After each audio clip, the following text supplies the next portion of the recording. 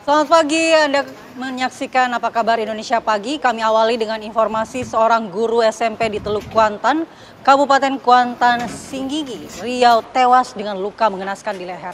Mirisnya, korban dibunuh oleh suaminya sendiri yang sakit hati terhadap korban. Juniwarti, seorang guru SMP Negeri 4 Teluk Kuantan Riau ditemukan tewas bersimbah darah di rumahnya di LK Sinambek, Sungai Jering, Kuantan Tengah. Korban tewas setelah digorok oleh suaminya sendiri, Elvis Ardi, yang berusia 47 tahun menggunakan parang. Tragedi ini terjadi pada 23 Februari 2025 sekitar pukul 7 pagi. Anak korban yang berusia 17 tahun tiba-tiba saja mendengar orang tuanya bertengkar di dalam kamar. Tak lama setelah bertengkar, suami korban pergi tergesa-gesa menggunakan sepeda motor. Saat memberanikan diri masuk ke kamar, anak korban ini dibuat syok melihat ibunya sudah tak bernyawa dengan luka di lehernya. Pelaku yang sempat kabur ke dalam hutan akhirnya berhasil dibekuk oleh polisi 2 hari usai kejadian.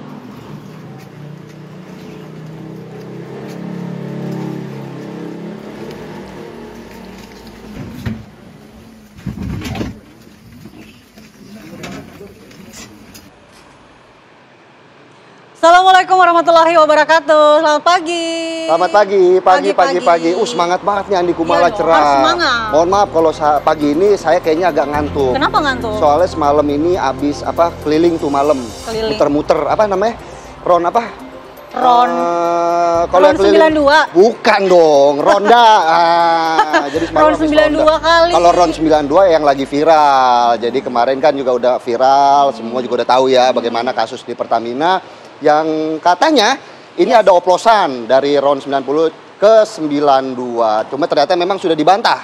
Iya. Dari kemarin juga sudah dibantah. Jadi kalau dibantah saat ini yang beredar adalah Ron 92, tapi kalau kata Kejaksaan Agung itu yang beredar 2018, 2023 kemungkinan yang dioplos. Yang dioplos. Lumayan 5 tahun. 5 tahun. Lumayan 5 tahun. Makanya kita akan bahas di Apa Kabar Indonesia pagi hari ini, di dialognya kita akan mengupas. Jadi sebenarnya ini oplosan atau enggak? Ya, tapi mungkin kita bisa memandang kasus ini secara lebih kreatif kali ya. Betul. Mungkin ini adalah pelajaran bisnis dari para segelintir elit mengubah sesuatu yang murah menjadi mahal tanpa ketahuan. Wah, canggih sih, sebenarnya canggih, tapi jangan ditiru lah, gitu ya. Oke, Andi Kumala, sebelum kita membahas dialog hari ini, kita akan lihat dulu nih, ada informasi seorang paman dan keponakan di Brebes, Jawa Tengah, yang ditangkap oleh polisi karena membacok seorang pemuda yang tengah berboncengan sepeda motor dengan kekasihnya.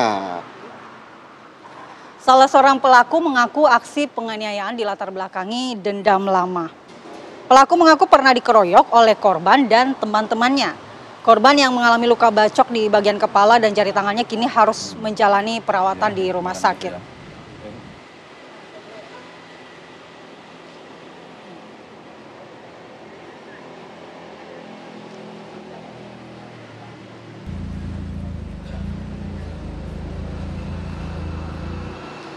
Kita ke informasi dari Semarang, Jawa Tengah, di mana tim Jatanras Satreskrim Polrestabes Semarang berhasil menangkap pelaku pembunuhan ibu kandung. Pelaku bunuh ibu kandung di dalam sebuah rumah kosong di tengah kebun beberapa kilometer dari rumahnya. Pelaku ini kabur dan kemudian bersembunyi di rumah kosong dengan membawa senjata tajam. Usai menganiaya ibu kandungnya hingga tewas. Tersangka mengaku sakit hati lantaran kerap dibanding-bandingkan dengan adik-adiknya yang sudah bekerja. Pada malam kejadian, korban yang menolak memberikan sejumlah uang, kemudian ini dianiaya oleh pelaku dengan menggunakan sebilah parang hingga meninggal dunia. Kalau kata pepatah, air susu dibalas dengan air tuba.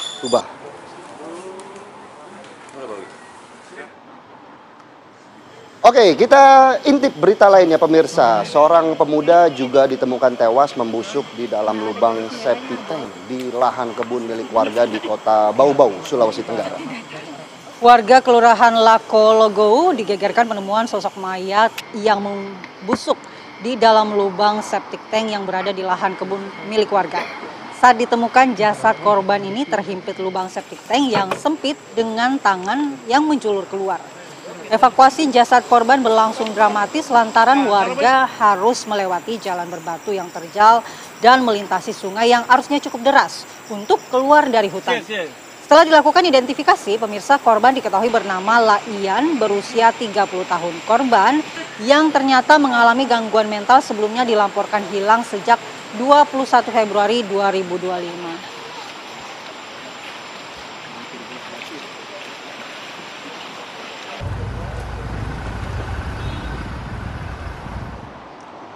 Informasi berikutnya, TNI Angkatan Laut menggagalkan penyelundupan puluhan ribu butir ekstasi senilai 21 miliar di perairan Tanjung Batu, Kundur, Kabupaten Karimun, Kepulauan Riau. Tim Flat 1 Send Quick Response F1QR di bawah Koramada 1 saat patroli rutin mendapati bot pancung bermesin 15 PK ini kemudian mencurigakan karena bergerak keluar dari Pulau Tanjung Batu menuju perairan Penyalai. Tim melakukan pengejaran dan langsung menyergap terhadap kapal tersebut. Benar saja, saat digeledah ditemukan 4 tas berisi 48 bungkus paket yang berisi ekstasi. Ketiga tersangka yang diamankan mengaku mereka hanya sebagai kurir. Pangko Armada 1 Laksamana Madya Yos Suryono mengatakan pengungkapan ini menunjukkan komitmen TNI AL dalam memberantas peredaran narkoba melalui jalur laut perbatasan. Pihaknya berharap dengan pemeriksaan lebih lanjut terhadap para tersangka dapat mengungkap jaringan lebih besar di balik penyelundupan ini. Para tersangka dan barang bukti dilimpahkan kepada polisi untuk penyidikan lebih lanjut. Ketiganya kini dijerat UU Narkotika dengan ancaman hukuman mati atau penjara seumur hidup. Oke, kita bawa. Kamu bawa ini. Ya pemirsa, tadi kalau kita sudah lihat itu TNI AL jalur laut. Sekarang kita juga mau lihat jalur darat. Ini sudah ada rekan Brigadir Yasinta yang akan mengabarkan bagaimana kondisi lalu lintas di jalur darat begitu ya. Selamat pagi Brigadir Yasinta. Silakan dengan laporan Anda bagaimana kondisi lalu lintas di Pancoran sekarang.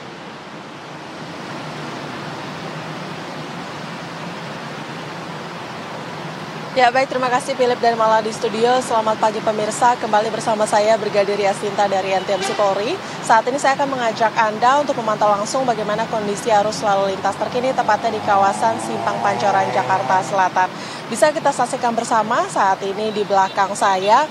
Pada umumnya situasi arus lalu lintas di kawasan ini sudah mulai terlihat adanya peningkatan volume kendaraan bertepatan dengan jam masuk perkantoran, baik dari Pasar Minggu yang akan menuju Tebet maupun dari Cawang yang akan mengarah Gatot Subroto.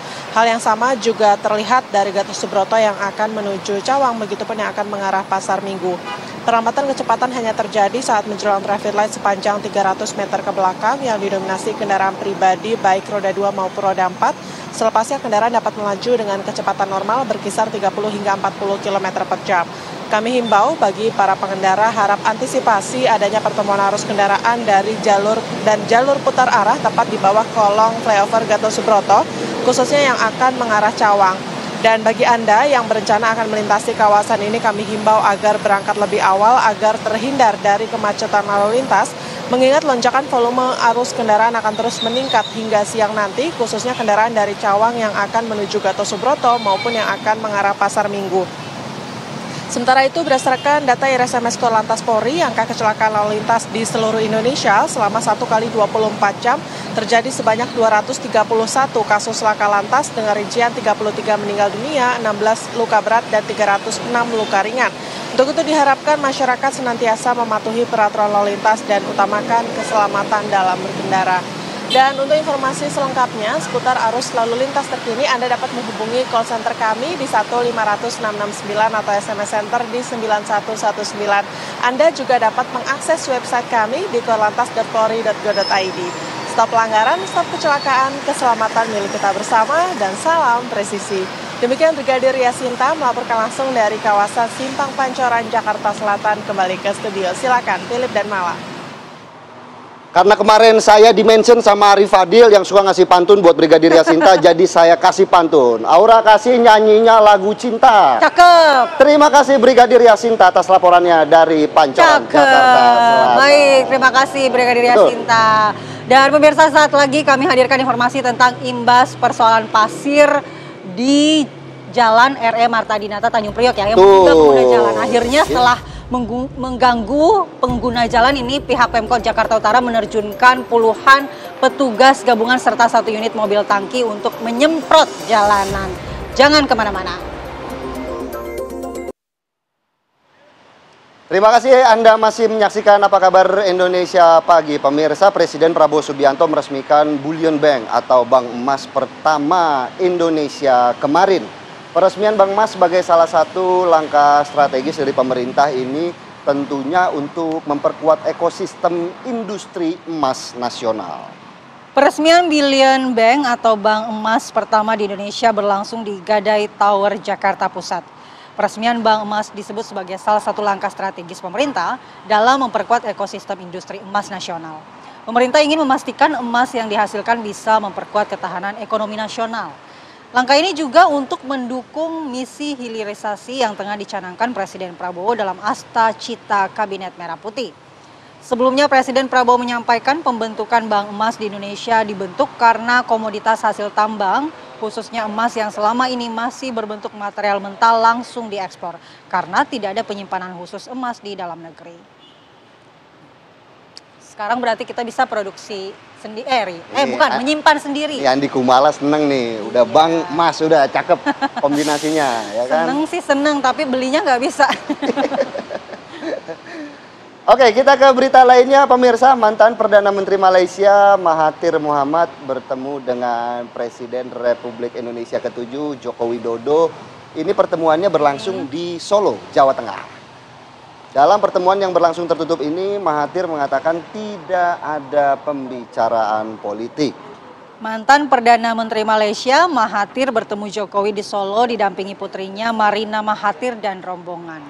Mahathir mengatakan kagum dengan pembangunan di Indonesia karena Indonesia mampu mencukupi makan 300 juta penduduknya dan itu sebuah pencapaian yang patut dibanggakan. Disinggung terkait kerjasama antara Indonesia dan Malaysia, Mahathir mengaku perlu ditingkatkan lagi. Salah satunya adalah di bidang ekonomi. Mahathir mengaku sering menemukan produk-produk yang dalam negeri. Betul.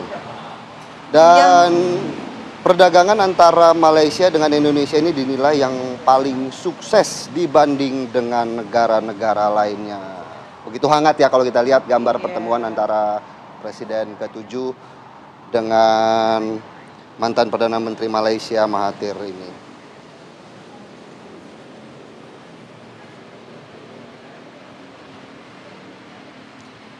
Sekretaris Jenderal PD Perjuangan Hasto Kristianto menjalani pemeriksaan di KPK ya terkait dengan kasus yang menjeratnya. Dan Hasto ini usai resmi ditahan Komisi Pemberantasan Korupsi atau KPK, juga ditahan di Rumah Tahanan Negara Kelas 1 Jakarta Timur. Kemarin ini tiba di Gedung Merah Putih pukul 12.40 waktu Indonesia Barat. Sekjen PD Perjuangan ini tiba di KPK dengan kawalan petugas dan mengenakan rompi tahanan KPK serta tangan yang diborgol. Kepada wartawan yang menunggunya, Hasto bercerita bahwa kondisinya sangat teratur usai ditahan terkait kasus dugaan suap Harun Masiku. Tak lupa, Hasto juga menyampaikan pesan kepada kader PDI Perjuangan untuk menjaga Sang Ketua Umum Megawati Soekarno Putri. Hasto menjalani pemeriksaan selama 1,5 jam sebagai saksi bagi tersangka Doni Tri Istiqomah. 52 pertanyaan dilontarkan oleh penyidik KPK dan Hasto menegaskan mengikuti seluruh prosedur dengan baik dan disiplin.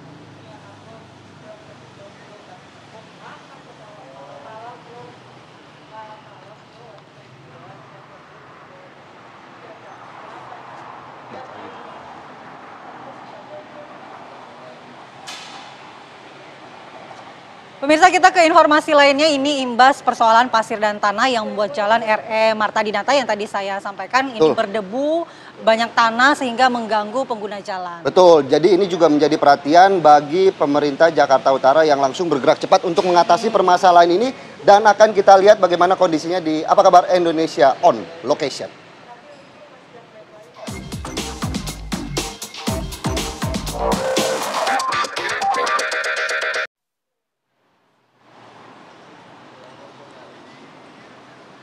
Nah, dari rekaman video pengendara sepeda motor yang viral di media sosial ini tengah melintas di Jalan RE Marta Dinata, Tanjung Priuk, Jakarta Utara, dan kemudian memperlihatkan kondisi jalanan yang berdebu.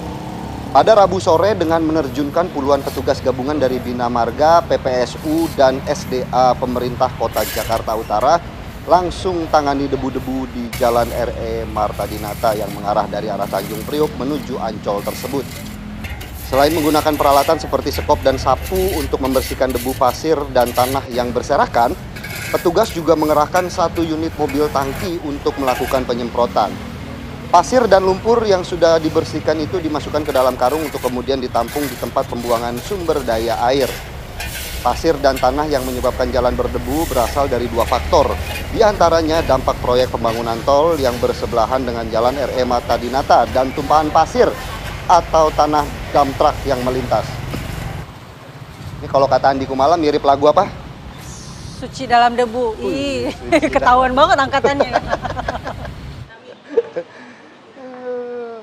Jadi untuk melihat bagaimana kondisi terkini Jalan RE Marta Dinata yang juga sudah berupaya oleh pemerintah dibersihkan debu-debu dan pasirnya ini, kita coba cek secara langsung dengan tim yang sudah berada di lokasi. Ada Margareta Novita. Selamat pagi, Margareta. Bagaimana sebenarnya kondisi jalanan yang kemarin sempat viral karena sangat kotor dengan pasir dan debu, tapi juga sudah dibersihkan oleh pemerintah? Seperti apa? Setelah viral baru dibersihkan? Betul, setelah viral.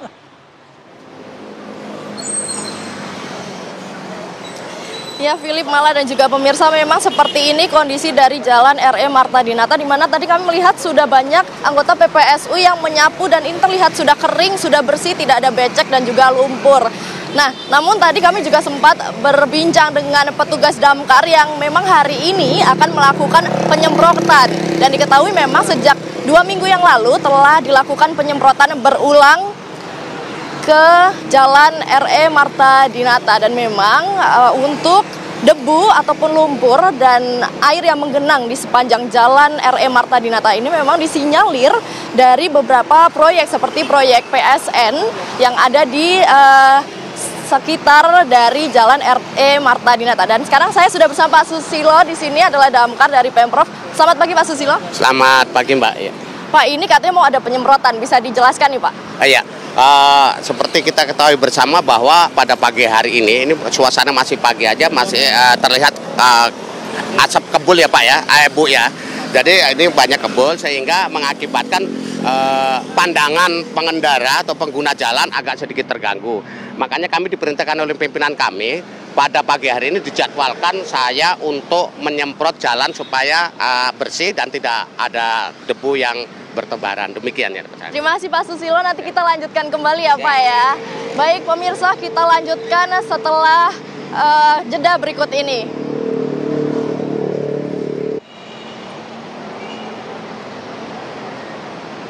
Ya, kita kembali ke Apa Kabar Indonesia Pagi dan kita lanjutkan wawancara dengan Pak Susilo dari Damkar Pemprov ya Pak. Ya, Pak, saya dari Damkar betul. Jakarta Utara. Oke, nah ini ada debu dan lumpur di jalan ini karena apa sih Pak?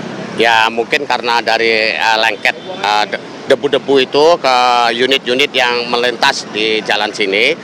Untuk ini kami dari Damkar diperintahkan untuk menyemprot debu untuk mengurangi debu itu supaya tidak mengganggu akses pengguna jalan yang ada di Jalan RE Marta Dinata ini. Pak, ini sudah dilakukan berapa lama penyemprotan dan juga penyapuan jalan ini? Kalau pematuan jalan itu kan dari pasukan Oren. Kalau dari Damkar sendiri kita udah melakukan mau 2 kali ini gitu. Mau 2 kali ini. Pak, ini kan kemarin sempat viral ada yang terjatuh di jalanan ini. Nah, sebagai Damkar ini kan tadi melakukan penyemprotan. Adakah kegiatan lanjutan lagi atau pembersihan lanjutan lagi setelahnya, Pak? Kalau kami bagaimana perintah pimpinan, apabila nanti diperintahkan lagi untuk penyemprotan kembali, kami akan lakukan kembali. Karena kami hanya melakukan apa yang menjadi perintah daripada pimpinan. Pada saat ini kita diperintahkan untuk menyemprot jalan dari mulai dari Jalan RE Marta Dinata sampai ke ujung arahnya ke arah masuk Kelurahan Ancol. Sementara yang di sini ini masuk Kelurahan Papanggo. Demikian. Baik Pak Susilo, terima kasih banyak atas waktunya. Selamat kembali bertugas Bapak. Terima kasih. Nah pemirsa, memang untuk jalanan RE Marta Dinata ini sendiri pun ukurannya tidak terlalu besar pemirsa, hanya sekitar 10 meter persegi. Dan untuk itu tadi kami melihat ada kegiatan sapu menyapu. Nah ini kami mau tanya kepada salah satu PPSU yang dari tadi sudah bertugas ya Bapak ya. Namanya siapa Pak? Wartono. Oke, Bapak dari tadi sudah menyapu bersama tim ini dari jam berapa? Dari jam 5:30 kita udah standby di sini. Gitu. Sampai jam berapa ini Pak? Ya sampai semaksimal mungkin, gitu. Sampai jam istirahat. Gitu. Baik, nah ini ada berapa shift Pak? Apakah hanya setiap pagi atau siang, sore? Kalau untuk shift sih kita cuma dari pagi aja gitu, sampai sore aktivitasnya. Cuma kalau untuk shift kita nggak ada. Baik, untuk orangnya sendiri satu tim ada berapa orang nih Pak? Kalau untuk khususnya sih yang setiap hari-hari kita kerja di sini itu hanya 5 orang. Nah ini hanya ada bantuan. Jadi tambahan buat hari ini gitu. Nah ini kan debu sudah disapu ke pinggir jalan ya Pak. Setelahnya diapakan itu Pak? Langsung kita masukin ke karung, berikut tanah, pasir, dan sampah-sampahnya. Ini kalau kegiatan menyapu, membersihkan jalan ini sudah berapa lama? Oh ya dari awal adanya PPSU kita sudah langsir di jalan gitu ya. Jadi tidak setelah ada keluhan baru nyapu, memang dari awal sudah diplotingkan untuk menyapu di sini ya? Iya, kalau Bapak sendiri dan teman-teman ini kan lagi membersihkan, terasa banget nggak sih polusinya Pak? Kalau untuk polisi ya jelas gitu, kalau apalagi posisi lagi panas gitu kan, ya itu udah pasti gitu debunya. Cuma kita juga pakai siap masker juga gitu, antisipasi. Baik Pak, terima kasih banyak atas waktunya, selamat kembali membersihkan, semangat Bapak. Semangat. Ya pemirsa, sekarang kita mau tanyakan kepada pengamat tata kota. Di sini kami sudah bersama Pak Nirwono Yoga. Selamat pagi Pak Nirwono Yoga. Pak ini melihat adanya debu yang mengganggu para pengendara ini gimana Pak, selaku pengamat tata kota? Ya, secara umum, tadi kita udah lihat ya di lapangan juga, ada 3 PR sebenarnya yang perlu kita perhatikan. Yang pertama tentu bagi para pengendara terutama ya, melintasi jalan ini berharap pakai masker ya, karena udaranya juga dalam kondisi yang kurang bagus ya. Selain polusi udara tadi kita lihat juga debunya kendaraan juga banyak. Terus yang kedua, ini kan jalan ini masih banyak dilintasi oleh kendaraan-kendaraan proyek tadi kita lihat. Nah ini berarti pasca pembangunan proyek nanti selesai, tentu perlu ada upaya perbaikan jalan ya. Beberapa titik jalan kita lihat kondisinya rusak karena masih dalam kondisi jalan proyek. Artinya punya PR setelah proyek ini selesai, perbaikan jalan diikuti juga dengan peningkatan kualitas jalannya. Lalu kita lihat juga di sini kan baru kendaraan, belum ada jalur pejalan kaki misalnya. Ini juga nanti menjadi PR pada saat peningkatan kualitas jalan. Nah, ketiga, dalam waktu dekat dengan kondisi udara yang masih seperti ini, maka yang bisa dilakukan selain penyemprotan tentunya ya, untuk menghilangkan debunya ini, tentu upaya pembersihan jalan yang kita teman-teman dari PPSU juga sudah melakukan pembersihan jalan, tentu dari pihak pelaksana proyek juga melakukan pembersihan jalan ini secara rutin tiap hari. Jadi baik dari pelaksana proyek maupun juga dari pemerintah daerah, tetap harus menjaga kebersihan jalannya supaya apa, minimal debu dari jalan-jalan sisa-sisa tanah yang merupakan proyek ini bisa bersih. Dan yang kedua tentu secara teknis bagi pengendara menjadi lebih bagus pemandangannya. Pak, ini kan ada genangan, ada becek ini juga karena ada jalan yang ditinggikan sebelum di jalan RE Marta Dinata ini. Dan Pemprov atau Pemkot Jakarta Utara tuh berencana meninggikan juga jalan ini. Menurut Bapak selaku pengamat tata kota ini betul bukan sih Pak, langkah yang tepat bukan? Kalau dari kondisi jalan sekarang ini kan masih jalan kondisi proyek ya, artinya setelah proyek tadi selesai tentu ada upaya perbaikan kualitas jalan. Nah kalau dilihat dari kondisi ini nanti kita harus perhatikan juga faktor ancaman terutama genangan atau banjir ya. Kalau kita bicara dari jalan RE Marta Dinata kan banjir rob, kemudian juga pada saat musim hujan seringkali kan tergenang banjir. Tentu ada faktor pertimbangan, misal selain peningkatan kualitas jalan juga nanti memperbaiki saluran air ya. Jadi kita tahu buangan airnya kemana. Ketiga, yang tidak kalah penting karena daerah ini juga daerah yang rawan banjir, selain perbaikan jalan sama saluran air, tetap diperlukan titik-titik pompa ya. Sehingga pada saat nanti, taruhlah pada saat musim hujan, pompa-pompa tadi dapat diaktifkan untuk mengurangi terutama ancaman genangan banjir di jalan RE Marta Dinata ini. Baik Pak Nirwono, tapi saya penasaran ini Pak. Tadi kan kita sudah lihat trafiknya seperti apa, ini kan betul. Ramai sekali ya Pak ya. Ramai dari tadi pagi ya sampai sekarang masih. Artinya begini, ada 3 jenis pengendara di sini terutama ya. Satu, kalau kita lihat pertama ini banyak sekali kendaraan proyek ya, yang juga tentu harusnya diwaspadai oleh pihak pengendara, terutama motor yang kita lihat dari tadi cukup banyak yang harus ekstra hati-hati ya. Selain jalannya juga tadi berdebu, tidak tutup kemungkinan juga kalau pada saat musim hujan kan jalannya jadi licin. Ini juga menjadi perhatian. Kedua, pengendara juga harus ekstra hati-hati, baik itu mobil ataupun motor terutama, karena bersamaan atau berdampingan dengan kendaraan-kendaraan proyek yang besar ya, bahkan juga banyak kendaraan truk kontainer yang tentu harus ekstra hati-hati untuk mengurangi kecelakaan. Ketiga, kita berharap dari pihak berwajib ya, terutama dari pengendara lalu lintas di pihak kepolisian maupun juga pemerintah daerah Wali Kota Jakarta Utara, untuk tetap menjaga kebersihan jalan ini terutama, dan juga mengatur lalu lintas. Kenapa? Pada jam-jam pagi seperti ini yang sangat sibuk sekali, perlu kendaraan tadi diatur secara cermat terutama apa? Untuk pengendara kendaraan motor yang kita lihat ini, untuk menghindari terjadinya kecelakaan. Karena tadi saya lihat banyak sekali motor-motor tadi mepet, bahkan berdampingan persis dengan truk-truk besar yang tentu ini sangat berbahaya bagi pengendara motor lalu lintas. Ini harusnya menjadi perhatian dari para pengendara dan juga dari pihak berwajib. Baik Pak Nirwono, tentu sangat bahaya sekali ya ini tadi motor-motor sangat dekat dengan truk-truk kontainer. Nah Pak, tapi saya juga masih penasaran, ini kan sangat amat banyak kendaraan yang lewat pada pagi hari ini. Nah, untuk umur jalannya sendiri sebenarnya bisa diprediksi nggak sih Pak? Karena kan selain licin ketika hujan, kemudian berdebu ketika panas, ini kan jalan juga berpotensi berlubang. Nah, mungkin bisa diprediksi nggak ini bertahannya kapan Pak? Kalau kita lihat ya, tadi kalau kita lihat dalam waktu 1 jam terakhir aja, lebih banyak dominan truk proyek dan truk kontainer ya. Maka suka tidak suka, umur jalan yang biasanya dirancang bahkan 10-20 tahun, umurnya semakin berkurang. Apalagi kita lihat tadi banyak muatan-muatan yang boleh dikatakan melebihi kapasitas, yang ini tentu akan mempercepat kerusakan ataupun pendek umur jalan tadi. Oleh karena itu, ke depan ini tentunya dari pihak Bina Marga tentunya harus melihat kondisi jalan ini perlu dilakukan peningkatan kualitasnya, terutama juga secara infrastruktur ya. Kita berharap kalau dari kondisi ini tidak mungkin jalannya jalan aspal, tapi harus jalan beton, tapi dengan kualitas yang bagus, dengan pertimbangan tadi mampu menahan kendaraan-kendaraan yang besar, karena suka tidak suka ini kan dekat dengan Pelabuhan Tanjung Priuk. Jadi ini jadi pertimbangan dari pihak Bina Marga. Baik Pak Nirwono, terima kasih banyak atas waktunya. Semoga tidak ada lagi debu yang mengganggu pengendara, kemudian juga pengendara yang sampai jatuh ya Pak ya. Dan mata kita ini juga sudah perih ya Pak ya. Baik, terima kasih banyak atas waktunya Bapak. Ya pemirsa, itu tadi yang diutarakan dari pengamat mengenai jalanan yang ada di RE Marta Dinata ini. Dan ini memang sangat-sangat bahaya jika dilihat, karena saya pun sangat berdekatan sekali dengan kendaraan. Dan untuk mengantisipasi debu juga genangan air dan juga becek ini memang sudah dilakukan pembersihan rutin setiap harinya. Untuk itu kembali ke studio Philip Mala. Baik, terima kasih Margareta Novita langsung dari Jalan RE Marta Dinata Tanjung Priok Jakarta Utara. Mudah-mudahan bisa segera dirampungkan ya. Betul. Dan tidak mengganggu lagi pengguna jalan.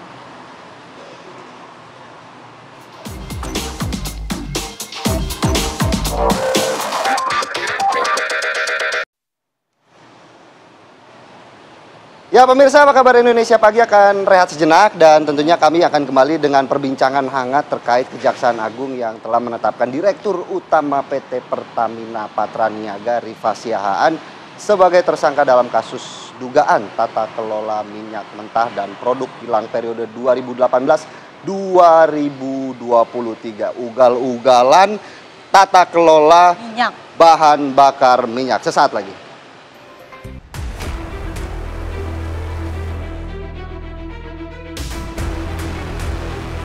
Kejaksaan Agung telah menetapkan Direktur Utama PT Pertamina Patraniaga Rifa Siahaan sebagai tersangka dalam kasus dugaan tata kelola minyak mentah dan produk kilang periode 2018-2023 bersama 3 petinggi Pertamina lain dan 3 pengusaha swasta. Salah satu modus yang dituduhkan kepada tersangka adalah mengoplos bahan bakar minyak beroktan RON 90 atau Pertalite menjadi RON 92 atau Pertamax. Hasil oplosan tersebut kemudian dijual dengan harga Pertamax yang mengakibatkan kerugian negara hingga 193,7 triliun rupiah. Sejumlah anggota Komisi 12 DPR mencecar pihak Pertamina Patraniaga mengenai isu oplosan BBM Pertalite dan Pertamax tersebut. PLT Dirut Pertamina Patraniaga, Mars Ega Legowo Putra, mengungkapkan tidak ada perubahan RON pada BBM yang diterima dari terminal. Mars Ega juga menyatakan pihaknya bekerja sama dengan Kementerian Perdagangan dan Bareskrim Polri untuk melakukan sidak di SPBU. Tim TV One mengabarkan.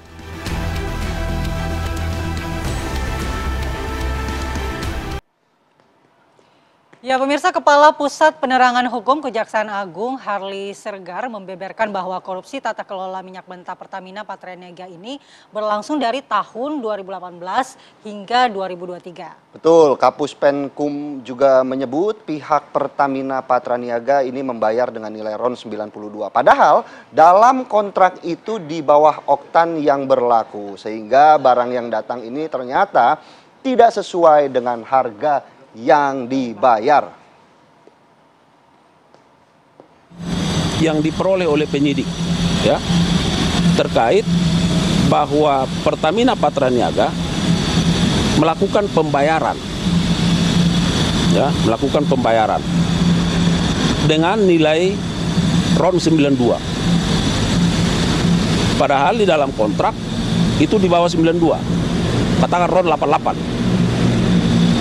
Artinya barang yang datang tidak sesuai dengan price list yang dibayar. Sudah? Nah, kami sampaikan bahwa bagaimana kelanjutan terhadap katakanlah produk kilang yang sudah diimport ini. Kan ini akan ditempatkan di tempat tertentu. Depo misalnya, storage, ya. Nah, penyidik juga sekarang sedang melakukan pendalaman. Sesungguhnya sedang melakukan pendalaman, akan berkoordinasi juga dengan ahli, ya. Tetapi karena peristiwa ini kan peristiwanya sudah lewat. Ini peristiwanya 2018-2023. Jadi yang kami sampaikan ke publik, ke media adalah fakta hukumnya. Itu. Jadi maksud kita, rekan-rekan media, supaya ini juga bisa diinformasikan. Jangan seolah-olah bahwa peristiwa itu terjadi juga sekarang. Nah, ini kan bisa membahayakan di satu sisi, ya. Fakta hukumnya ini di 2018-2023 dan ini sudah selesai. Minyak ini barang habis pakai. Jadi kalau dikatakan stok 2023 itu nggak ada lagi. Dengan kasus ini kayaknya saya menyadari bahwa di Indonesia ini bukan BBM yang langka, tapi kejujuran. Wah, orang kita punya produk sendiri, punya BBM, tapi masih mau ngimpor. Impornya juga katanya RON 92, tapi ternyata RON 90. Betul, makanya ini juga menjadi heboh begitu ya, karena walaupun dibilang ini di tahun 2018 sampai 2023, berarti tetap saja pembelian RON 92 yang datang ini adalah Pertalite. Artinya apakah kemudian di 5 tahun tersebut konsumen juga mengalami kerugian bagi yang membeli Pertamax? Begitu, Andi Kumala. Kita mau membahas ini dengan narasumber yang sudah ada di studio. Sudah hadir Bang Ramson Siagian, anggota Komisi 12 DPR RI. Selamat pagi Bang Ramson. Selamat pagi Bang Ramson. Kemudian juga daring sudah bergabung Mas Rio Priambodo, Kepala Bidang Pengaduan dan Hukum YLKI. Selamat pagi. Selamat pagi Rio. Bang Rio. Selamat pagi juga Bang Ramson, salam kenal Pak. Baik, kita juga sebenarnya di pagi hari ini sudah berupaya begitu ya untuk mengundang dari pihak Pertamina, walaupun memang belum bisa hadir untuk supaya membahas. Untuk mengklarifikasi Betul. Dan untuk itu kita langsung saja kita ke Bang Ramson yang kemarin sudah ikut ya Bang ya, menggelar rapat RDP. Betul, RDP dengan Pertamina Patraniaga dan juga perusahaan-perusahaan swasta yang mendistribusikan BBM seperti Shell, AKR BP, Vivo dan juga Exxon. Nah, jadi semua sebenarnya tadinya materi utama rapat dengan pendapat dan rapat dengan pendapat umum, karena RDP itu dengan Pertamina, kalau dengan perusahaan-perusahaan swasta itu namanya RDPU, jadi gabungan untuk mengecek dan mengetahui kesiapan semua perusahaan-perusahaan yang bergerak di bidang distribusi BBM soal keterjaminan, keamanan, ketersediaan BBM menjelang Idul Fitri. Harusnya itu ya. Itu sebenarnya inti dari rapat itu. Jadi itu sudah diagendakan sejak 2 minggu sebelumnya. Jadi kemarin kita memang melihat bahwa persiapan cukup lumayan. Seperti Pertamina yang mereka punya stok average-nya sekitar 18 hari ke 21 hari. Di rapat itu juga saya meminta agar ditingkatkan untuk sekian lama itu menjadi 25 hari agar supply BBM selama menjelang Idul Fitri dan sesudah Idul Fitri itu betul-betul terjamin ketersediaannya. Nah, dengan adanya kasus ini kemarin dengan adanya kasus ini jadi berkembang di dalam agendanya lain-lain karena sangat aktual. Jadi sehingga menjadi perdebatan yang seru juga, malah jadi kita cek langsung bukan hanya ke Pertamina Patraniaga sebagai subholding atau anak perusahaan dari Pertamina Pusat, yang mereka tugasnya adalah mengimport BBM dan mendistribusikan BBM dan LPG ke seluruh masyarakat di Indonesia. Kita menanyakan persoalan bukan persoalan hukum yang kita tanyakan karena itu tupoksinya penegak hukum, tapi isu yang berkembang mengenai bahwa RON 90 di blending menjadi istilahnya apa ya, menjadi RON 92. Jadi kita semua Komisi 12 DPR RI mempertanyakan juga ke Pertamina Patraniaga, tetapi bukan hanya Pertamina Patraniaga, juga ke perusahaan-perusahaan lain yang poinnya bahwa Pertamina Patraniaga membeli mengimport sekarang ini ya. Kalau yang kasus hukum itu kan sampai 2023. Betul. Sekarang ini dan sebelumnya ini bahwa yang dibeli adalah RON 92. Jadi basis bahan bakarnya, basis fuelnya adalah RON 92, hanya dicampur aditif untuk memperbaiki kualitas dari Pertamax tersebut, ditambah dengan pewarna. Jadi mungkin tadinya warna-warna asli, tapi karena kan warna itu kan untuk mengetahui apakah ini termasuk kategori Pertalite, Pertamax ataupun Pertamax Turbo. Berbeda begitu ya? Beda ya, betul. Nah, jadi kita tanya yang lain juga melakukan begitu. Jadi mereka mereka import yang basisnya RON 92, tapi juga mencampur aditif juga. Cuman mungkin brandnya beda-beda, kita tidak tahu ya.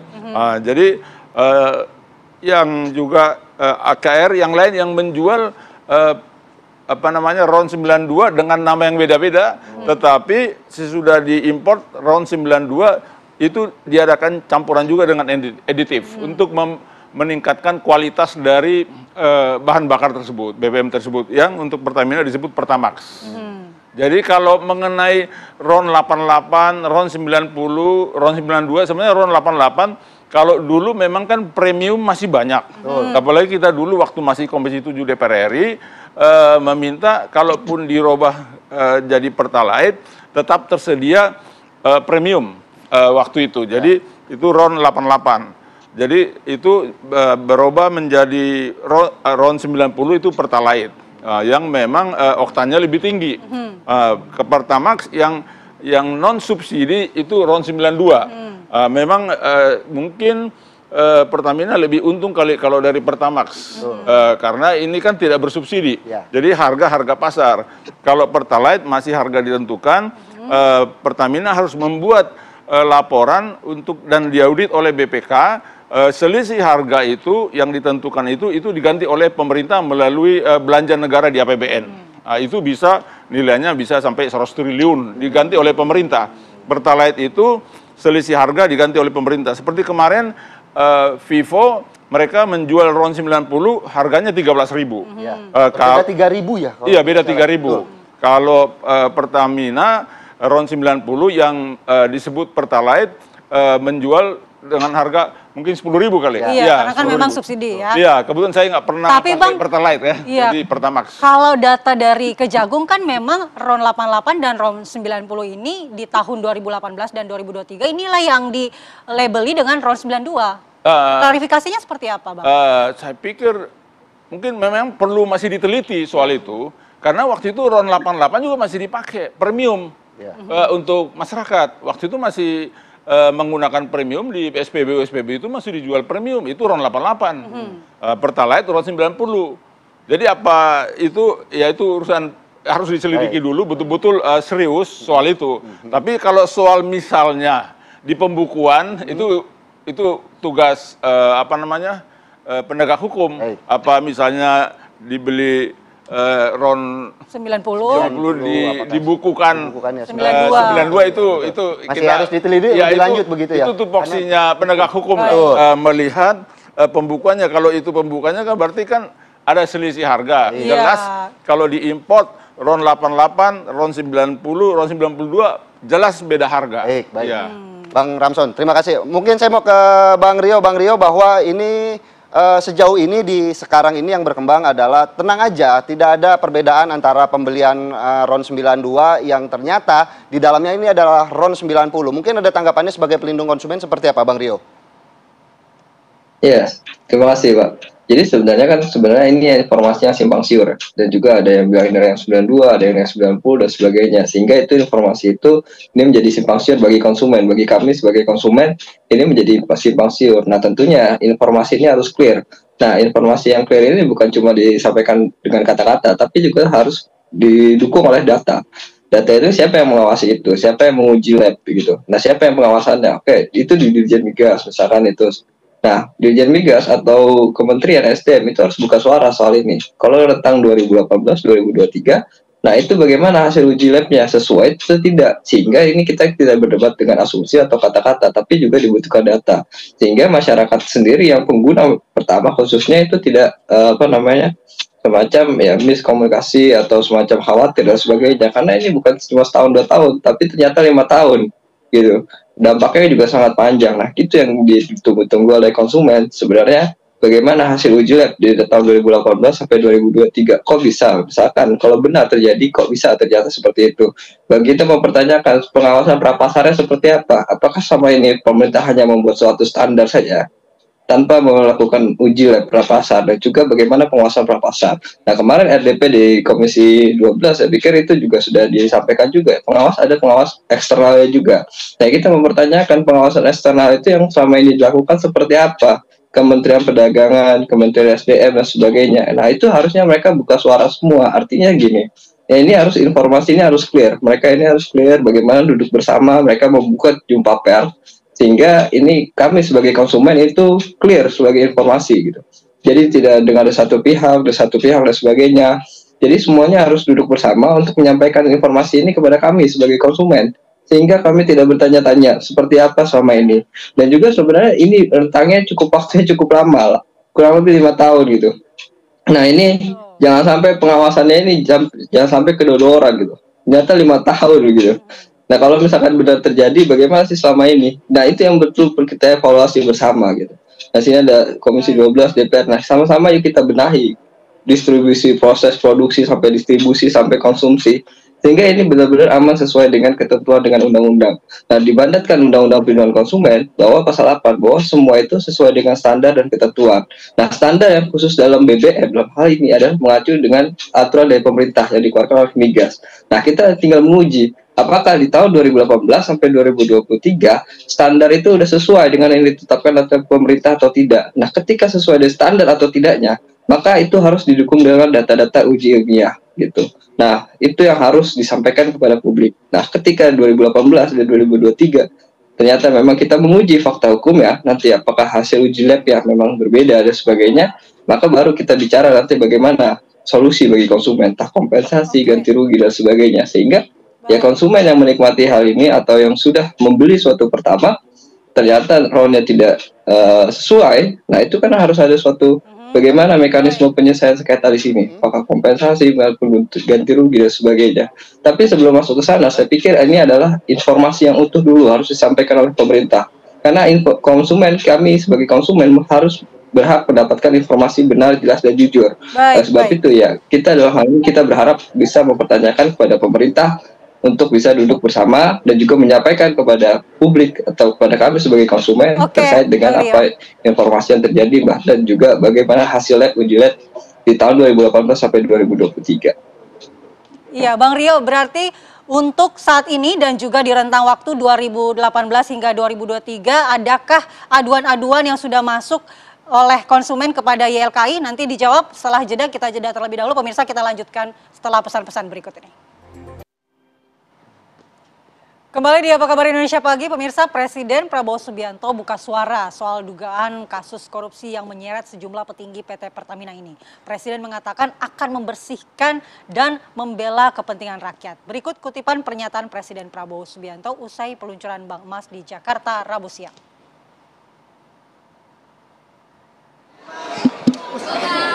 Apa?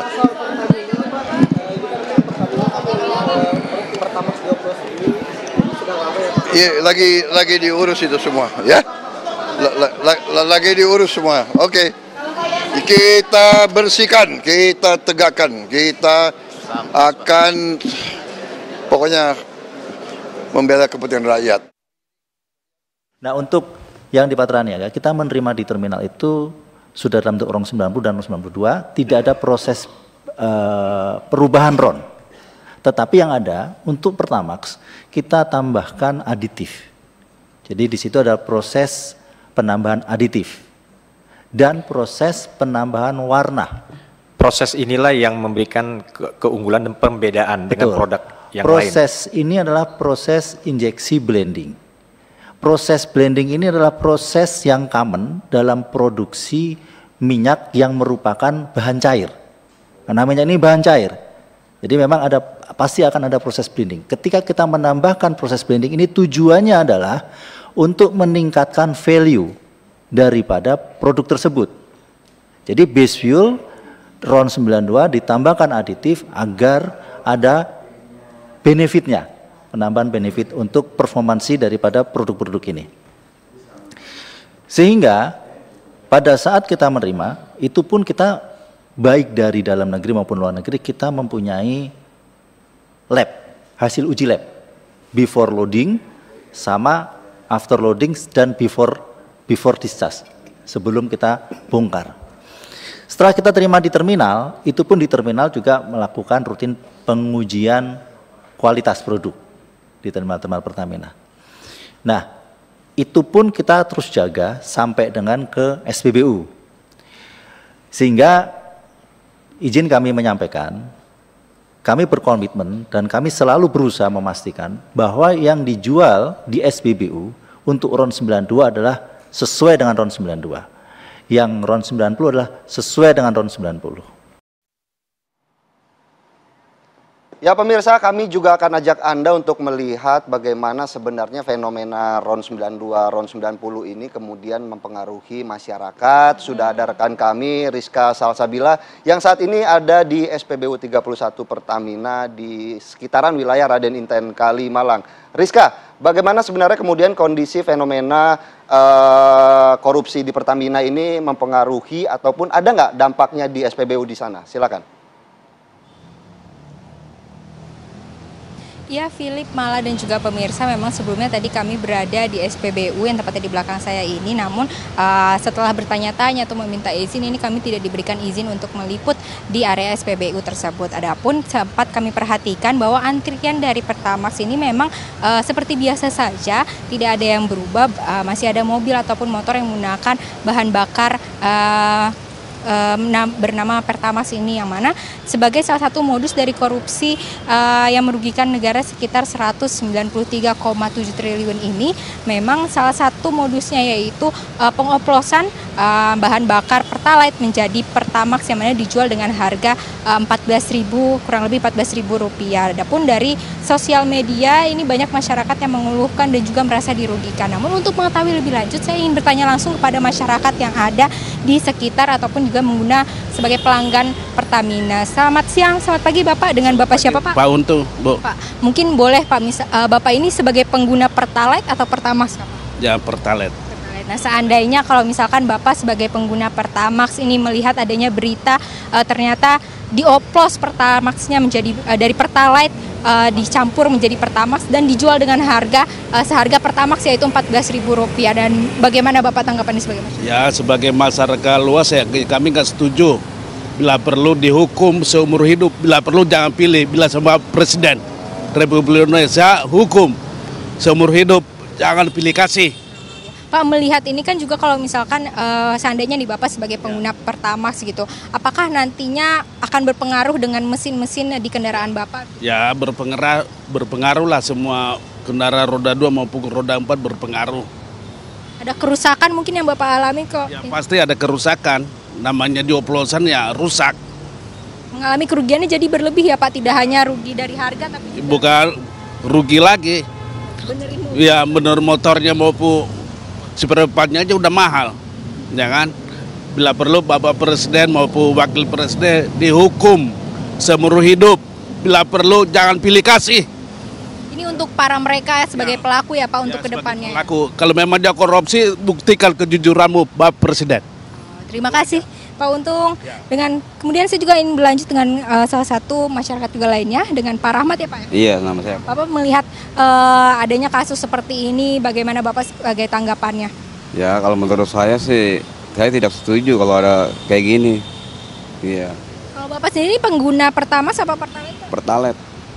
Iya. Melihat seandainya Bapak sebagai pengguna Pertamax ini terus ternyata dioplos itu bagaimana Pak, dan dijual dengan harga yang cukup tinggi, sementara kan Pertalite ini sebagai bahan bakar yang disubsidi pemerintah. Ya, kagak setuju saya kalau di oplos-oplos kayak gitu, nanti akan merusak mesin gitu.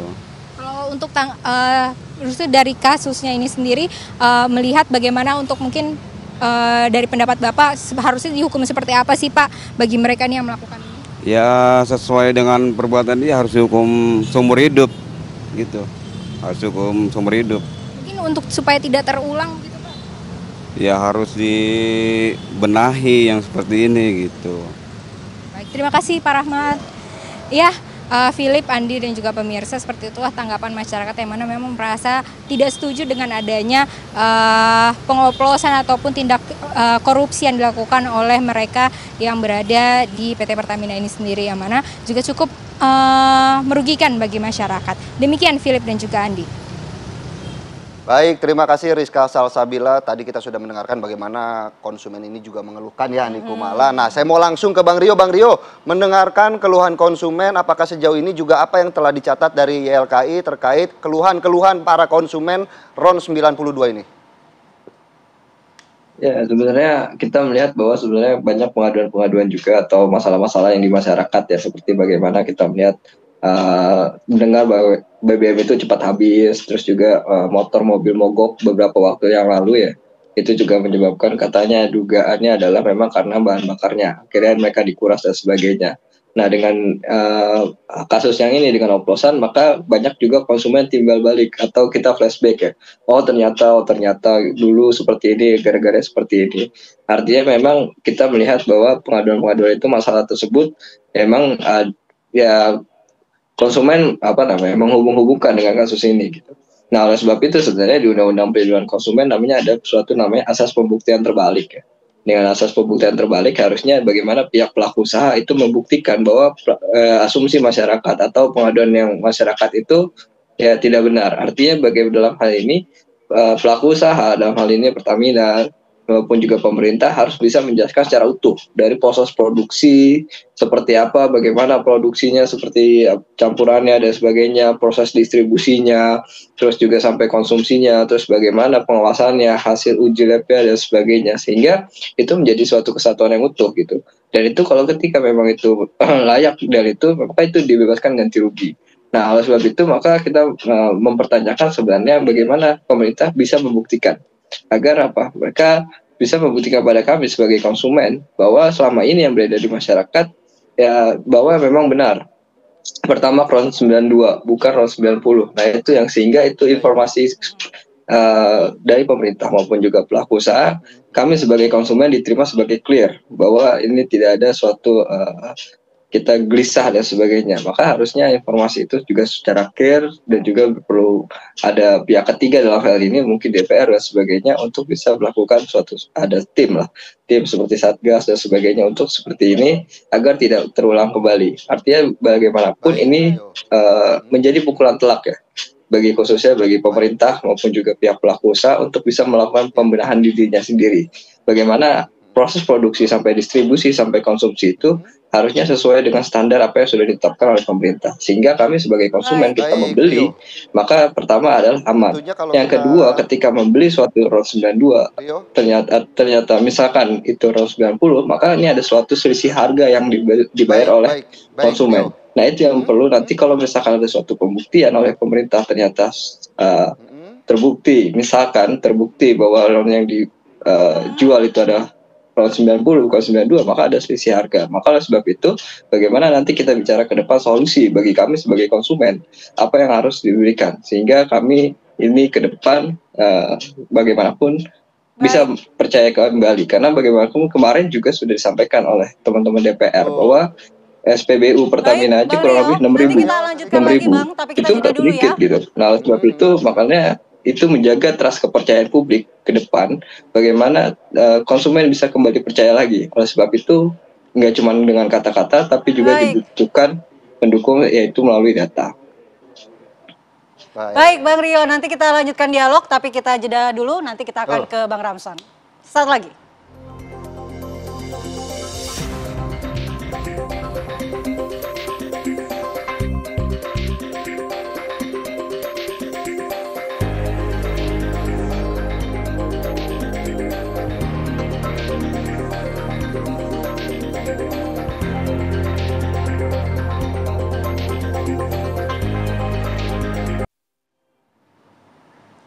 Masih di Apa Kabar Indonesia, pemirsa, kita lanjutkan dialog. Bang Ramson, kalau kemarin sudah RDP dengan Pertamina dan juga perusahaan-perusahaan lain distribusi BBM ini, bagaimana nih langkah selanjutnya agar masyarakat tidak gaduh merasa khawatir dengan apa yang mereka konsumsi saat ini? Makanya kemarin saya minta pimpinan komisi memfasilitasi agar direksi Pertamina Patraniaga didampingi juga oleh semua perusahaan-perusahaan swasta yang mendistribusikan BBM, konferensi pers kemarin menjelaskan.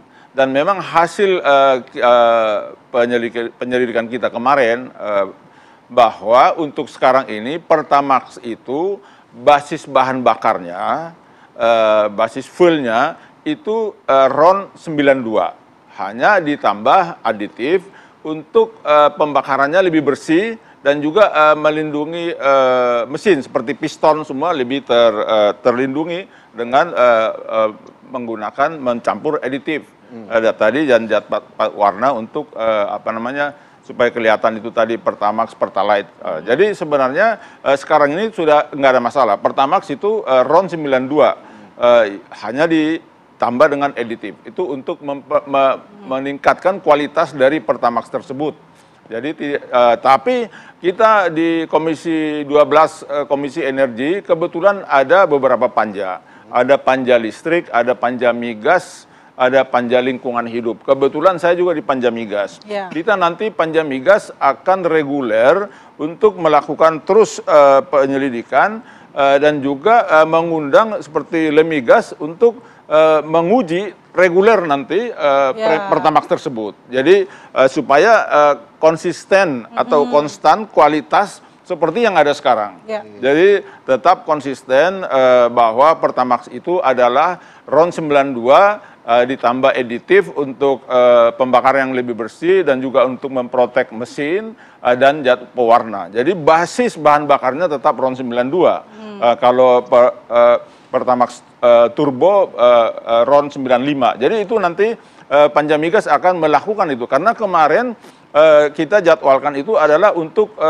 menjamin ketersediaan BBM menjelang dan sesudah Idul Fitri, tapi karena ini baru 2-3 hari ini kasusnya sangat aktual, langsung masuk di agenda rapat kita kemarin. Jadi nanti di panja migas akan reguler untuk terus menjaga agar kualitas Pertamax itu sesuai dengan spesifikasi yang sudah ditentukan oleh pemerintah. Baik, baik. Bang Ramson, mungkin Bang Rio ada tanggapannya yang tadi juga sudah meminta bagaimana kepastian konsumen agar yakin bahwa Pertamax yang dibeli inilah RON 92 tadi Bang Ramson sudah menjelaskan sudah normal. Tanggapannya?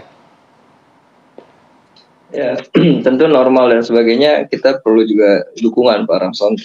Bagaimana uji pasca pasar, kita ambil sampling dan sebagainya, terus juga hasil uji lab itu diumumkan, sehingga itu tidak menimbulkan suatu asumsi lagi di masyarakat gitu. Dan itu kan sebenarnya kita diskusi kemarin Komisi 12 dan sebagainya itu udah diskusi dan sebagainya. Nah itu hasil itu bisa disampaikan kepada masyarakat gitu, sehingga masyarakat tidak gaduh lagi. Nah yang kembali lagi bagaimana hasil uji lab pasar itu juga sebelum barang itu disampaikan ke pasar, dilepas didistribusi dan juga pasca pasar itu harus diuji juga gitu.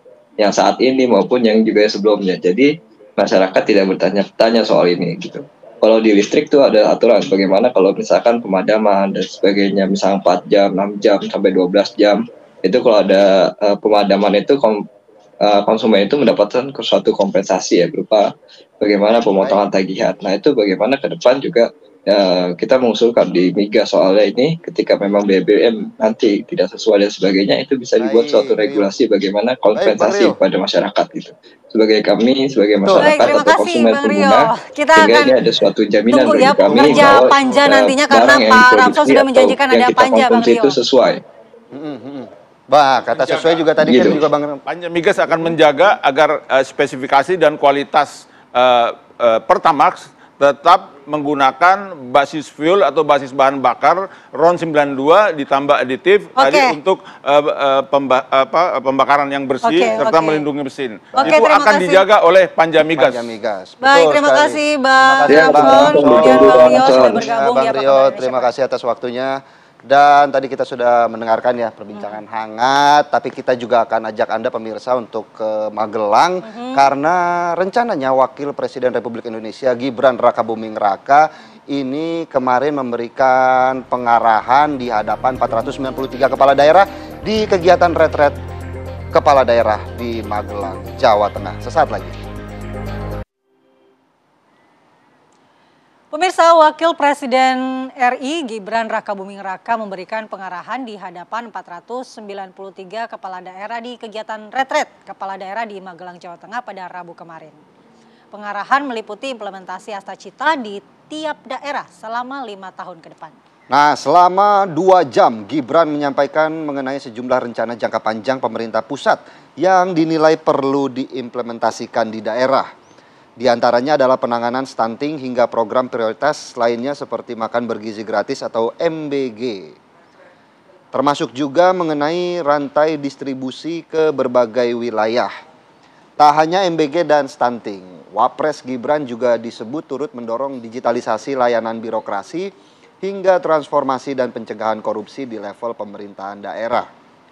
Dalam sesi tersebut juga terdapat sejumlah kepala daerah yang disebut menyampaikan keluhan dan masukan kepada Gibran terkait pengembangan daerah masing-masing. Ya ini memang menjadi tujuan utama ya dari retret bagaimana antar kepala daerah ini bisa kemudian sharing pengalaman karena kan tiap daerah ini kan mempunyai masalah-masalah yang berbeda-beda. Ya, biar satu visi juga. Betul, biar satu visi. Pemerintahan Prabowo Gibran. Menuju Indonesia emas atau Indonesia cerah 2045 nih, ya kan?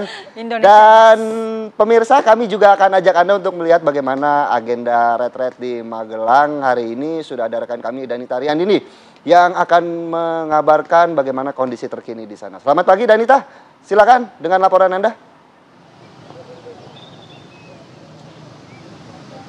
Selamat pagi, Philip, Mala, dan juga pemirsa. Untuk agenda hari ini tentu para kepala daerah ini masih akan mengikuti serangkaian pembekalan materi yang akan dilakukan oleh sejumlah narasumber maupun para menteri. Namun pagi hari ini kami melihat ada aktivitas yang berbeda di depan Akademi Militer karena ada wakil kepala daerah yang pagi hari ini akan bergabung dengan para kepala daerah yang sudah terlebih dahulu mengikuti serangkaian kegiatan retret di Akademi Militer Magelang, Jawa Tengah. Sejumlah persiapan, pengamanan, pengaturan arus lalu lintas juga sudah terlihat pagi hari ini dan saat ini para wakil kepala daerah sudah bersiap untuk menuju ke Akademi Militer dari lapangan Rinda menggunakan bus dari Akademi Militer. Ratusan wakil kepala daerah ini pagi hari ini akan bergabung dengan kepala daerah lain dan rencananya nanti siang juga akan mendapatkan pembekalan atau arahan dari Presiden Prabowo Subianto. Informasinya siang hari ini Presiden Prabowo Subianto akan tiba di Akademi Militer untuk memberikan pembekalan dan nanti sore pemirsa akan ada parade senja yang akan dipimpin langsung oleh Presiden Prabowo Subianto, kemudian esok hari akan ada penutupan. Untuk agenda hari ini pemirsa tadi diawali dengan olahraga bersama dan tadi para kepala daerah langsung masuk kelas, langsung mendapatkan pembekalan atau materi, diawali dari materi Mendagri, kemudian ada Kepala Badan Gizi Nasional pemirsa yang juga nanti akan memberikan materi, akan ada sejumlah menteri lain seperti Menteri Perumahan Pemukiman, Menteri Pekerjaan Umum, Menhub, Menteri ESDM, Menteri Koperasi, Menko Bidang Infrastruktur dan Pembangunan, Menteri Ekonomi Kreatif, hingga nanti pemirsa dijadwalkan SBY atau Susilo Bambang Yudhoyono juga akan memberikan arahan atau materi dalam retret di hari ke-7 di Akademi Militer Magelang, Jawa Tengah ini.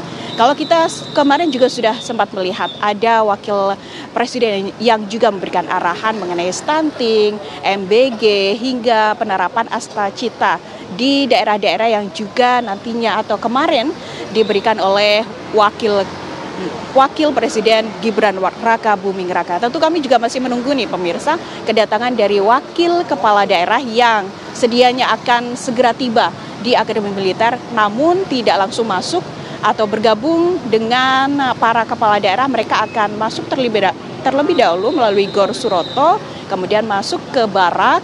Mereka tidak menginap di tenda seperti kepala daerah, namun mereka akan menginap di barak yang ada di dalam Akademi Militer Magelang, Jawa Tengah ini pemirsa. Kalau kami juga bisa melihat beberapa agenda yang sudah dilalui oleh kepala daerah ini selama sepekan ini, mereka mendapatkan pembekalan Astacita atau program dari pemerintah Presiden Prabowo Subianto. Besok akan ada penutupan yang juga akan dilakukan di Akademi Militer. Philip dan juga Mala.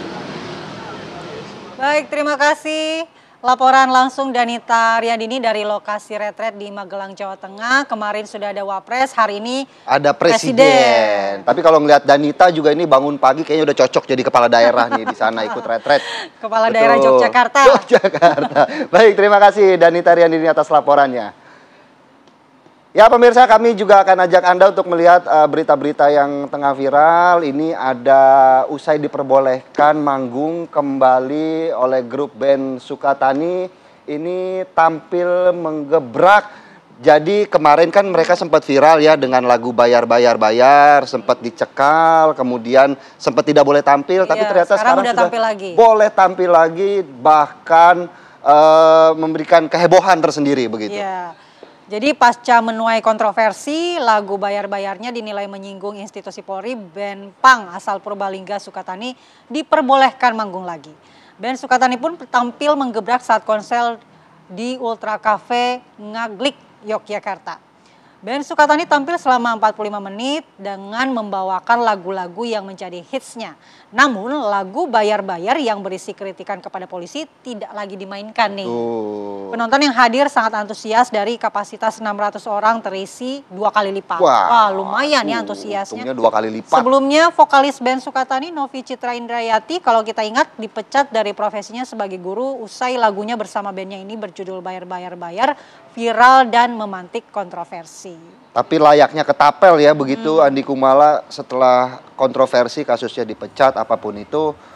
Ini pas manggung ternyata 2 kali lipat penontonnya, ya kan, 1.200 melebihi kapasitas penonton begitu.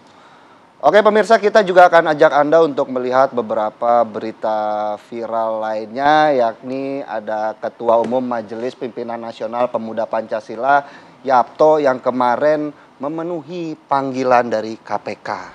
Andi Kumala.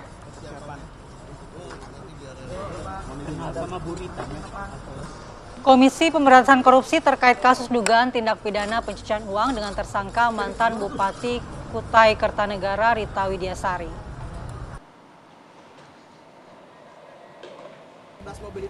Ya, ini dilakukan pemeriksaan terkait dengan kasus itu dan setelah diperiksa penyidik KPK sejak Rabu pagi, Yapto keluar dari gedung KPK pada saat sore hari sekitar pukul 16.50 waktu Indonesia Barat didampingi kuasa hukumnya.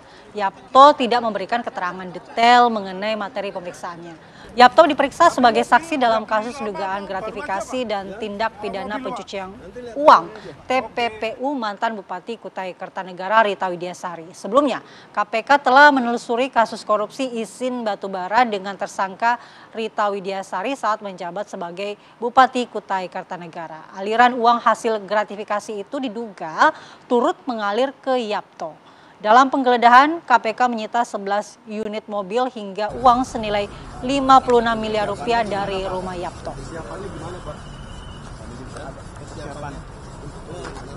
Tapi mobil udah beli lama atau baru aja, Pak? Ya. Kalau mobil, Pak? Nanti lihat tahunnya aja. Oke. Apa? Bapak ya. Kita bapak udah mobil di depan, Pak. Mohon maaf.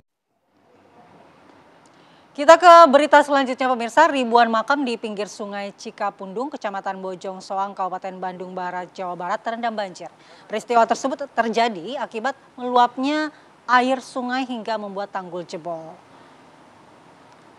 Tanggul penahan air sungai Cikapundung sepanjang 40 meter di Desa Bojong Soang, Kabupaten Bandung, Jawa Barat ini jebol akibat tak mampu menampung debit air. Kondisi tersebut membuat ribuan makam di pinggir sungai terendam banjir disertai lumpur dan juga sampah. Bahkan ada beberapa makam yang hancur karena tergerus kuatnya arus air. Banjir yang melanda menyebabkan tradisi nadran atau ziarah kubur sebelum memasuki bulan suci Ramadan ini menjadi terganggu. Pihak Balai Besar Wilayah Sungai Citarum akan segera membangun tanggul sementara sebagai langkah antisipasi mencegah banjir kembali merendam pemakaman.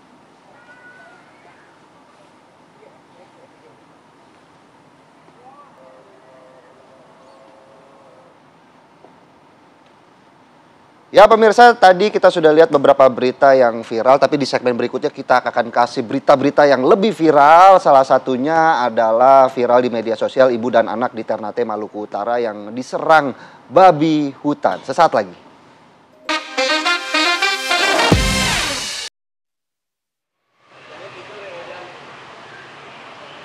Ya, kembali di Apa Kabar Indonesia Pagi, yang viral.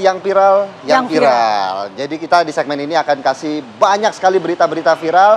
Dan langsung saja kita buka dengan berita viral di media sosial. Ini ada ibu dan anak di Ternate, Maluku Utara yang diserang oleh babi hutan Andi Kumala. Dan akibat serangan tersebut, keduanya ini mengalami luka-luka dan dibawa ke rumah sakit setempat untuk mendapatkan pertolongan medis.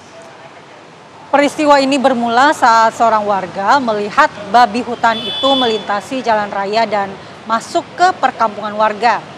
Babi hutan tersebut terlihat terus menyeret sang anak menggunakan taringnya. Sementara warga lainnya berusaha menghentikan gigitan babi hutan menggunakan kayu dan balok. Ini terlihat ya penyelamatannya, warga berusaha untuk menyelamatkan dengan menggunakan kayu dan balok. Kemudian beberapa menit kemudian serangan babi berhasil dihentikan. Tapi babi langsung juga dibunuh sama warga supaya tidak membahayakan. Akibat serangan babi hutan di perkampungan itu, dua korban bernama Ibu Misna berusia 41 tahun dan anaknya Zahlia, ini masih 5 tahun, mengalami luka serius. Miris sekali ya karena masih balita kena serangan babi hutan. Tapi kalau dilihat warga sudah berjibaku untuk menyelamatkan dengan menggunakan peralatan-peralatan yang ada di situ dan akhirnya babi hutan ini berhasil dilumpuhkan ya. Karena kalau kita lihat juga kan ada beberapa yang berburu babi hutan ya, bahkan menggunakan anjing berburu begitu, bahkan harus sampai 5-6 ekor untuk menghentikan satu begitu. Berarti babi memang hutan. sangat kuat. Memang sangat kuat. Jadi jangan bermain-main dengan babi hutan karena bisa bisa mencelakai kita semua juga begitu. Kita juga akan lihat dan juga ajak Anda untuk ke berita viral lainnya. Ini ada video yang memperlihatkan seorang wanita di Tarakan yang hampir menjadi korban saat mencoba melerai sejumlah oknum anggota TNI yang sedang berkelahi begitu ataupun menganiaya seorang anggota polisi. Warganet menyoroti tindakan yang diduga oknum TNI yang terus menghantam oknum polisi tersebut dengan benda keras tanpa peduli benda keras itu bisa mengenai wanita yang sedang berusaha untuk melerai. Jadi ada yang melerai tapi karena sibuk berantem, yang melerainya diabaikan.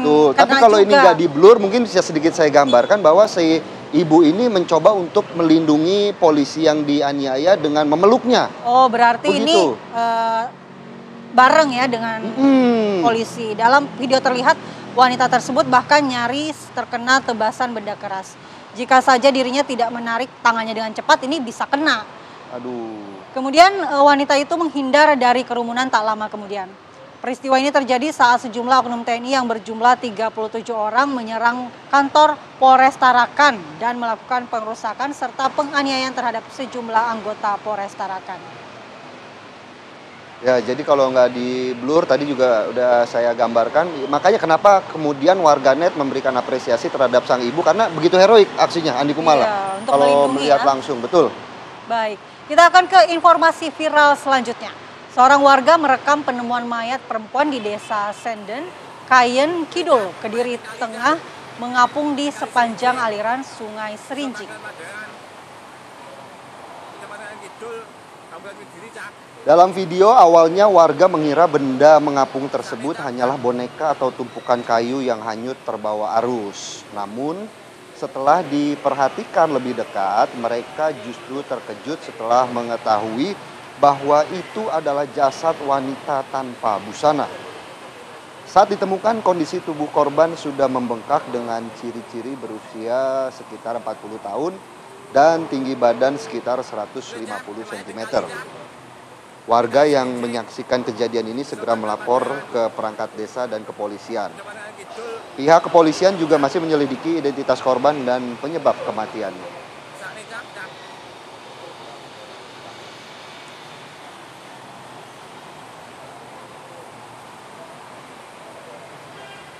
Kalau kita lihat ini bisa jadi mayat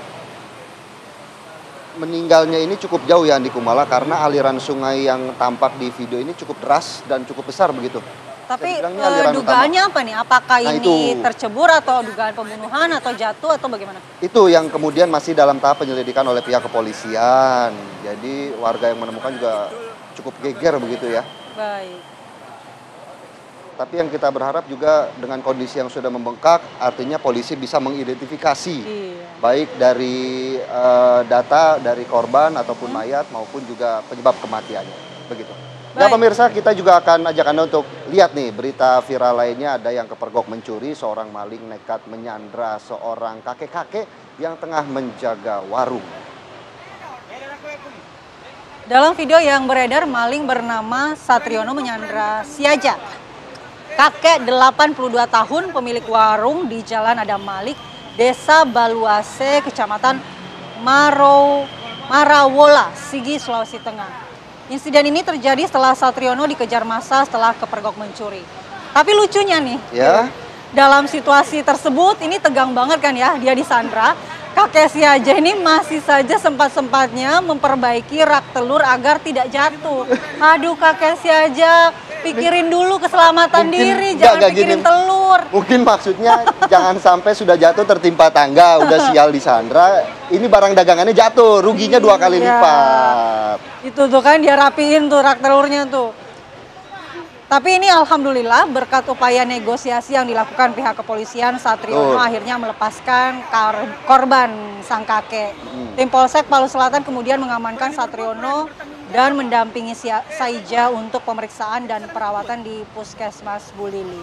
Beruntung ya berakhir dengan tidak adanya korban begitu ya. Termasuk korban telur. Tidak pecah ya. Pecah gitu ya. Termasuk telurnya tidak menjadi korban. Baik, masih kabar viral pemirsa, bukan demonstrasi, puluhan angkot terparkir di halaman sekolah dasar negeri di Jakarta Selatan. Ada apa? Kenapa nih ya? Kita coba lihat. Ini SDN Grogol Selatan menyewa sebanyak 29 angkot untuk membawa mereka nonton bareng film di bioskop. Wah, seru sekali ya. Gitu ya. Dalam video ini nampak keceriaan ratusan siswa-siswi sekolah dasar tersebut. Dalam video mobil angkot tersebut, ini juga ada guru yang mendampingi. Wah, tuh lihat Andi Kumala, angkotnya juga bersih ya dalamnya. anak-anak SD juga merasa senang, merasa gembira begitu naik angkot ya. Karena udah dibilang agak jarang dan langka angkot dalamnya bersih nih. Iya. Begitu. Unggahan video ini pun mendapat komentar dari netizen yang menilai bahwa study tour dalam kota ini bisa menjadi pilihan. Selain dianggap lebih aman, juga lebih ekonomis. Tuh, lihat. Pada seneng, pada happy ya. Seru. Happy, seru, naik angkot bareng-bareng, terus nontonnya juga bareng-bareng. Nah, yang lebih seru adalah kebersamaannya. Iya, mungkin yang juga membuat mereka happy. Oke, pemirsa, kita lihat berita viral lainnya. Ini beredar di media sosial. Ada seorang pria yang tengah berkendara sepeda motor mengikuti anak SD dan ternyata ini pelaku memamerkan alat kelaminnya. Eksibisionisme ya. Ya. Dan saat melakukan aksinya, korban yang menyadari langsung terkejut dan langsung lari ketakutan. Sedangkan pelaku juga kemudian meninggalkan lokasi. Saat ini polisi tengah mendalami kasus ini dan masih memburu pelaku. Tapi kenapa ya anak SD yang menjadi targetnya? Kan kasihan loh, masih di bawah umur. Tapi juga kalau kemarin kan yang sempat viral ada begal payudara begitu ya. Sekarang juga. Itu anak di bawah umur juga kan? Tuh. Sekarang semoga deh jangan sampai kelakuan-kelakuan seperti ini tuh aduh tidak patut untuk dicontoh ataupun semoga pelaku juga bisa langsung segera ditangkap dan diamankan. Jangan sampai dia melakukan ke orang lain lagi kan?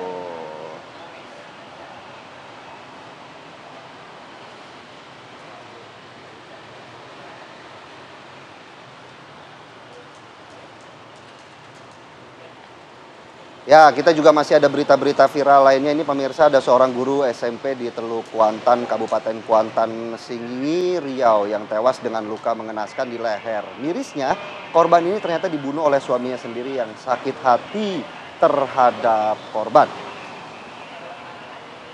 Juniwarti, seorang guru SMP Negeri 4 Teluk Kuantan, Riau ditemukan tewas di dalam rumahnya ya? Ya, ini yang korbannya juga meninggal karena adanya sayatan di leher begitu ya. Iya. Dan kalau informasinya ini diketahui dan dilihat oleh anak mereka begitu. Jadi karena kejadian ini berada di dalam rumah begitu. Dan memang dari video yang tampak ini pelaku juga sudah diamankan oleh pihak kepolisian begitu ya. Semoga